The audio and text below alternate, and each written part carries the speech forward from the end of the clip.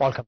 Still watching the daily debate, and tonight I'm honored to be having with me in the studio Engineer Hassan Shabaan, the political analyst and the former vice chairman to the Farmers Syndicate and the political advisor to the syndicate. Thank you very much for being with us tonight. Thank you for inviting me. Appreciate it. Anytime. First of all, we have seen the developments in the Middle East for the past 2 or 3 days. How would you comment on them on the political and the economic levels? Well, things have been escalating actually since the first strike that Israel actually launched on Iran, and the negotiations between the US and Iran did not really develop the results that President Donald Trump was aiming to. Even if it actually delivered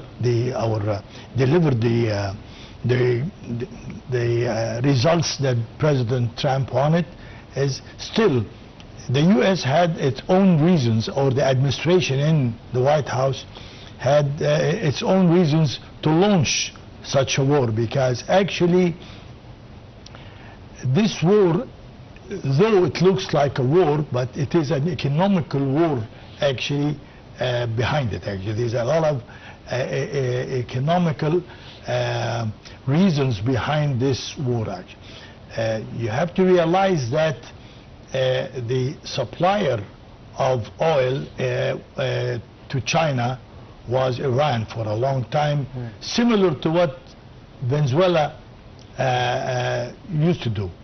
Venezuela was close to the Panama Canal, and the Iranian oil is very close to the Indian Ocean and so forth, and it's very close to China.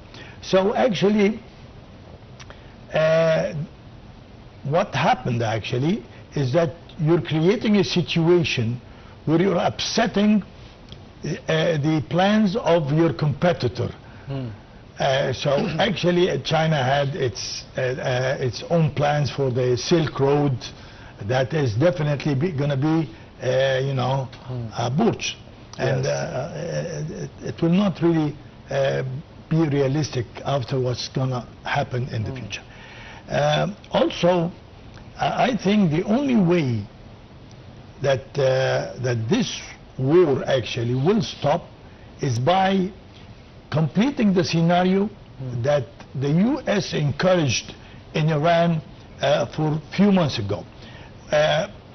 Actually, once the people in Iran will go in the streets in Tehran asking for a change of the ruling system and so forth, this will put an end to this war actually.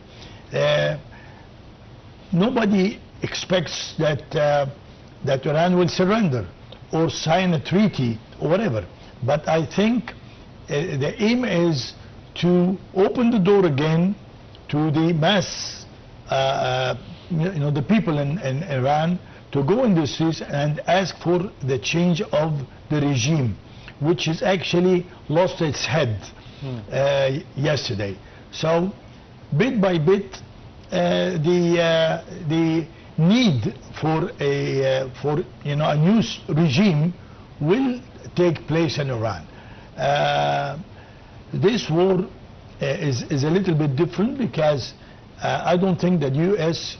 have the intention to occupy Iran. I mean, Iran is a large country, huge population, very rich, self-sufficient agriculturally, and minerals and oil and gas, whatever. Location is very critical, because it is in the south of Russia, looks over the Caspian and the Black Sea and so forth, connected directly to the whatever Persian or Arabian Gulf, or whatever you like to call it, and they control in a serious way the Pass of Hormuz, leading to the Indian Ocean. I think what we see is a business plan more than a military plan. Because I think you're trying to use force to get your opponent to sit with you on the table and listen carefully to what you're saying, and will not negotiate with you. He will sign whatever you dictate to him.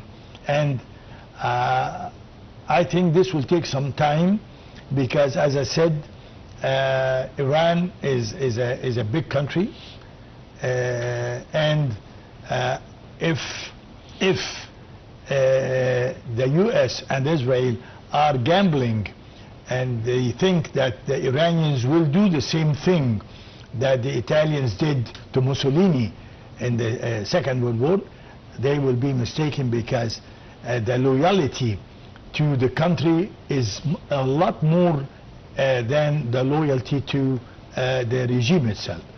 I think sooner or later, we will come to this result. The Islamic system that took place for the last maybe 25 years or more than that will probably withdraw from the political arena, and I think a new Iran will be there, actually. There is a big mistake that took place in this particular action, which is the attack over the neighboring Arab countries.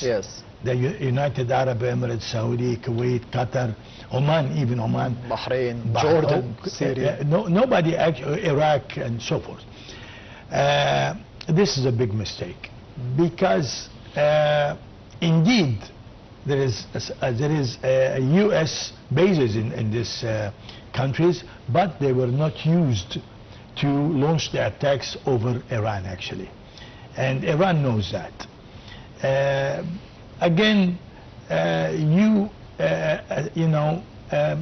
attack the sovereignty of these friendly and neighboring countries.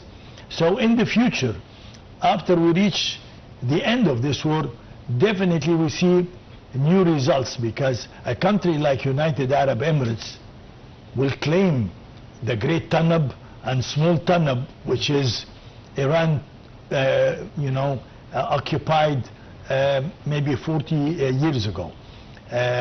This belongs to Abu Dhabi, actually. So in the end of the day, we will see definitely a new arrangement in the area. Speaking about new arrangements, Engineer Hassan Shabaan, because you mentioned a number of important topics and important significant points. One of them is that Iran had lost its supreme leader, Ayatollah Ali Khamenei, for the past couple of days at the age of 86, according to the statements of the US president, and then being confirmed by the Iranian state media. What's next for Iran in the region? Not just Iran, and its arms as well in the region. Hezbollah lost its head for the past maybe year or two. Hamas had the same thing by Israeli airstrikes within Iran. So how do you see the future of the region after those assassinations? I had the honor of working in Iran many moons ago, about maybe close to 50 years ago. And there is a feeling in Iran that the Arab countries are not really supporting in a positive way the groups that actually seeks freedom and independence of Palestine. And I think that the Iranians dislike this very much, actually. So I think in the future we will see a different Middle East, because a lot of the terrorist groups in the Middle East are supported by Iran, actually, financed and everything. Yemen, Iraq, Syria, whatever. So I think we will see a different Middle East in the future. Again, I would like to say that indeed a group like Hezbollah Definitely, it's subject to pressures from Israel right now in the south of Lebanon, and bit by bit it's losing its strength, and the armament warehouses and so forth being attacked, and but again, I might say something that might look or sound like fiction, but I will have to state that the Iranians were always actually independent. You have to notice that the Ottoman Empire did not manage to occupy Iran, did not really add Iran to the Ottoman Empire many moons ago. The Safavids were independent, and they ruled Iran.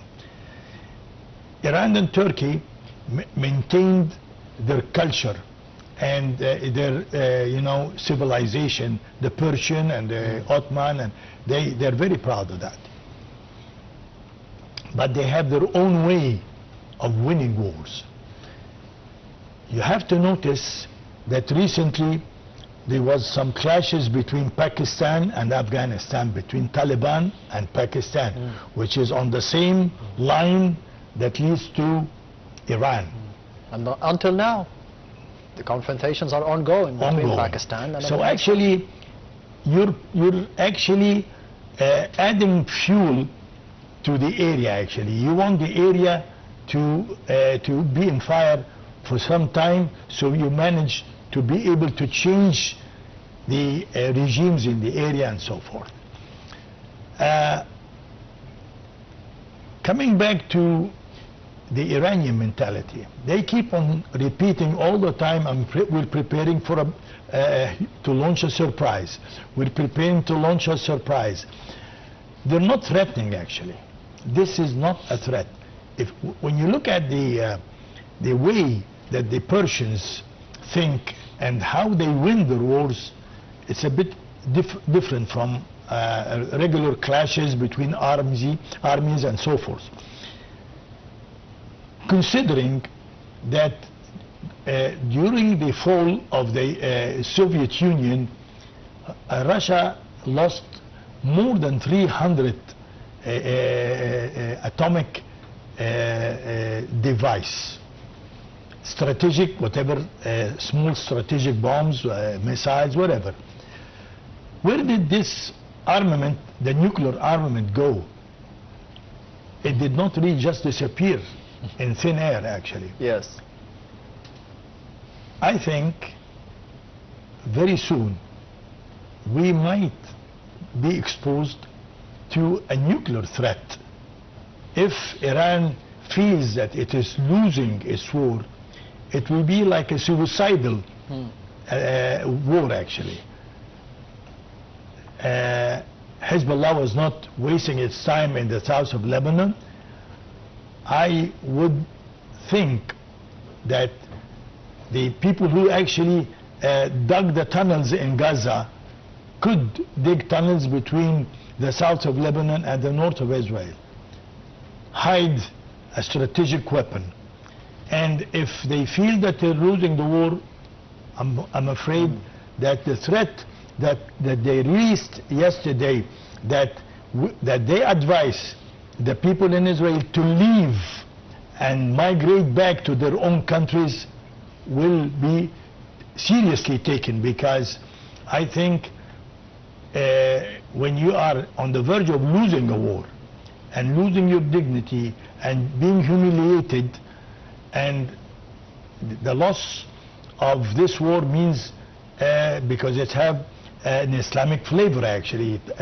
So actually this is a partial loss to the Islamic regime in Iran. No. So it will not be strange if a suicidal attack will take place in the north of Israel. I would like, I'm just mentioning this because it is a possibility. There was a great deal of time that allowed the transfer of such a device to a neighboring area to Israel. I think things should be handled in a wise way. Extreme violence will not really resolve the problem. I think the message is already delivered. I was surprised today to hear that the U.S. is estimating a period of 4 weeks till they end their operation in Iran. Yes.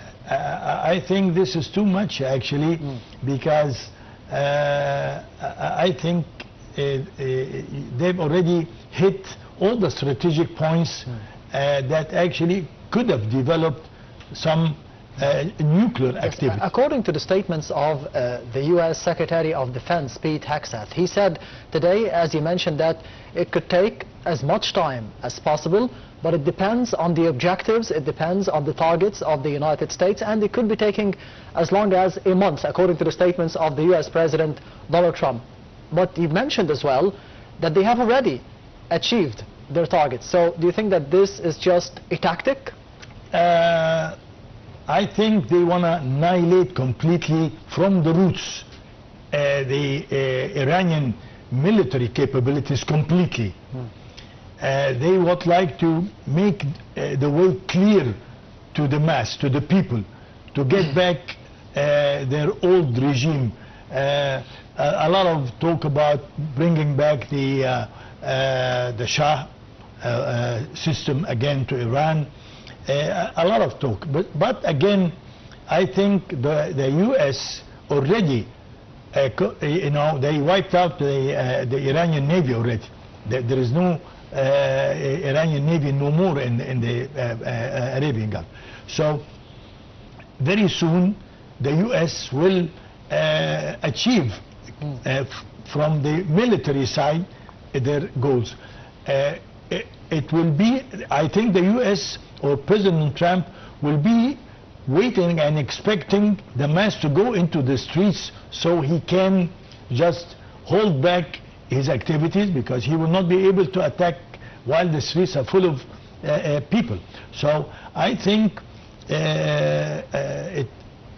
very soon, I think, my opinion, by the end of this week, things will look differently, unless a catastrophic and a dramatic thing that could happen if the Iranians feel that they are desperate and they are losing their dignity and their pride, and for the first time in their history, they are losing a war.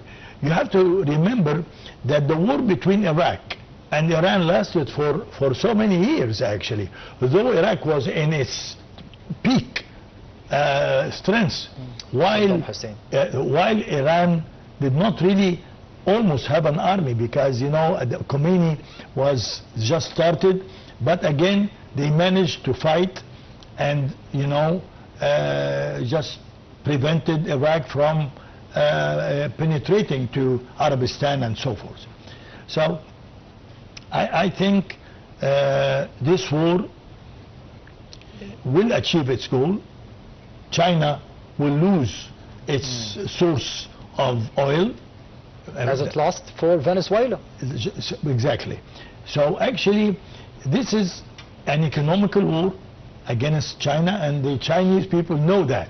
The Chinese people, and I think the battleground between the U.S. and China, the common battleground will be Africa, because this is the only place left that is free for countries to have activities and relationships. China requires a lot of raw materials, minerals. Africa has that, and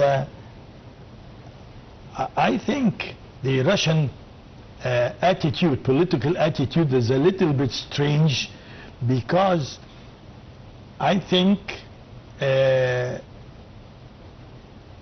will be a deal definitely between the U.S. and Russia concerning Ukraine. I mean, I think in the future, maybe Greenland to the U.S. and Ukraine to Russia, whatever. But business is controlling the whole issue. Yes. We have a president in the U.S. With a political and authority, but with a business background, and you're going to have always to look at the business reasons behind anything that President Trump is looking for. Yes, Engineer Hassan Shabaan, the political analyst and the former vice chairman to the Farmers Syndicate and the political advisor to the syndicate. Thank you very much for being with us tonight on the Daily Debate. Anytime. Appreciate it. And this brings us to the end of the Daily Debate for tonight. Thank you for watching and goodbye.